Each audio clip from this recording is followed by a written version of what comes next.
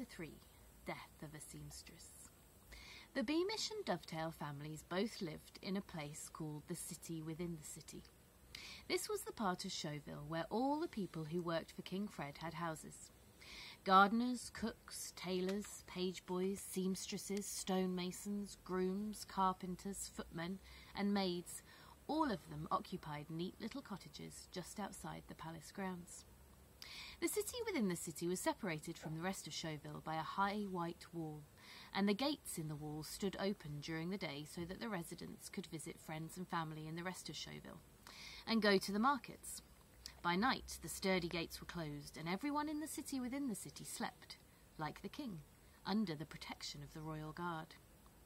Major Beamish, Bert's father, was head of the royal guard, a handsome, cheerful man who rode a steel grey horse.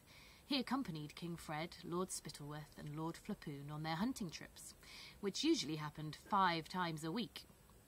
The king liked Major Beamish, and he also liked Bert's mother, because Bertha Beamish was the king's own private pastry chef, a high honour in that city of world-class bakers.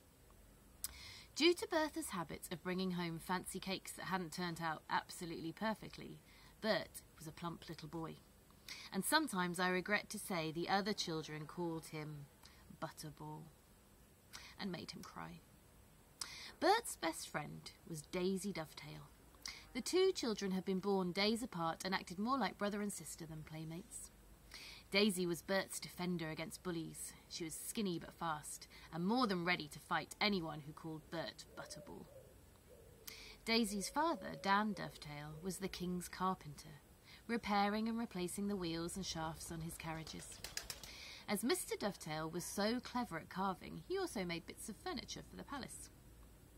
Daisy's mother, Dora Dovetail, was the head seamstress of the palace, another honoured job, because King Fred liked clothes and kept a whole team of tailors busy making him new costumes every month. It was the king's great fondness for finery that led to a nasty incident which the history books of Cornucopia would later record as the beginning of all the troubles that were to engulf that happy little kingdom. At the time it happened, only a few people within the city knew anything about it, though for some it was an awful tragedy. What happened was this. The King of Pluritania came to pay a formal visit to Fred, still hoping perhaps to exchange one of his daughters for a lifetime supply of hopes of heaven. And Fred decided that he must have a brand new set of clothes made for the occasion. Dull purple, overlaid with silver lace, with amethyst buttons and grey fur at the cuffs. Now, King Fred had heard something about the head seamstress not being quite well, but he hadn't paid too much attention. He didn't trust anyone but Daisy's mother to stitch on the silver lace properly, so gave the order that nobody else should be given the job. In consequence, Daisy's mother sat up 3 nights in a row racing to finish the purple suit in time for the King of Pluritania's visit, and at dawn on the 4th day her assistant found her lying on the floor, dead, with the very last amethyst button in her hand.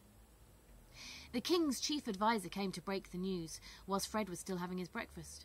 The chief adviser was a wise old man called Herringbone with a silver beard that hung almost to his knees.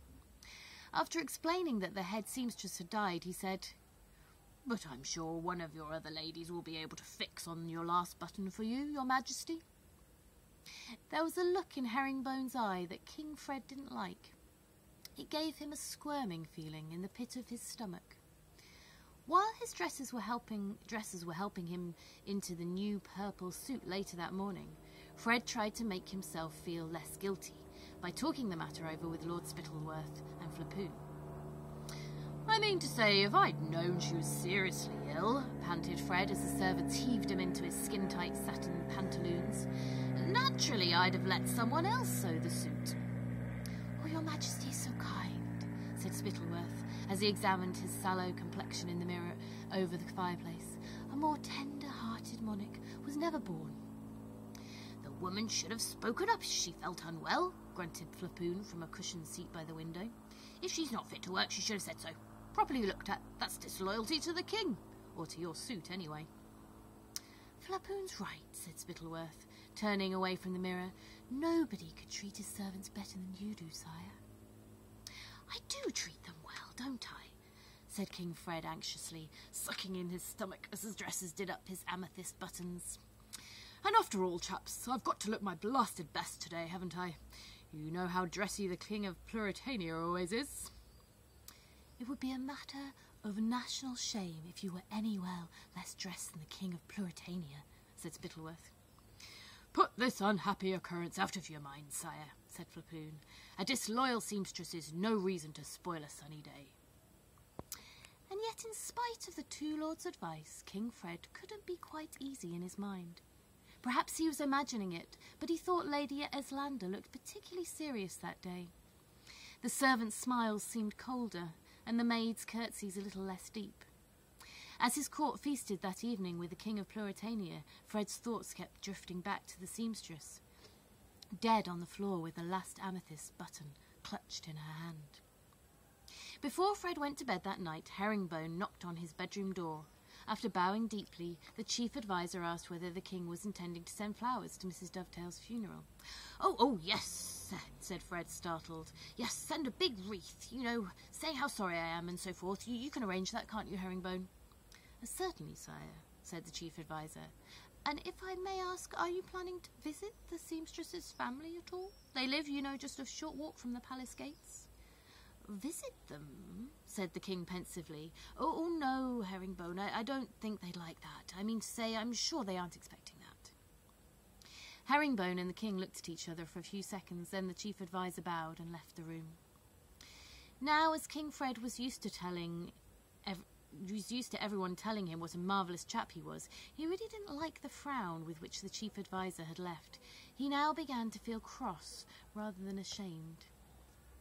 "It's a bally pity," he told his reflection, turning back to the mirror in which he'd been combing his moustaches before bed. "But after all, I am the king and she was a seamstress. If I died, I wouldn't have expected her to..." But then it occurred to him that if he died, he'd expect the whole of Cornucopia to stop whatever they were doing, dress all in black and weep for a week, just as they'd done for his father, Richard the Righteous. "Well, anyway," he said impatiently to his reflection, "life goes on." He put on his silk nightcap, climbed into his four-poster bed, blew out his candle.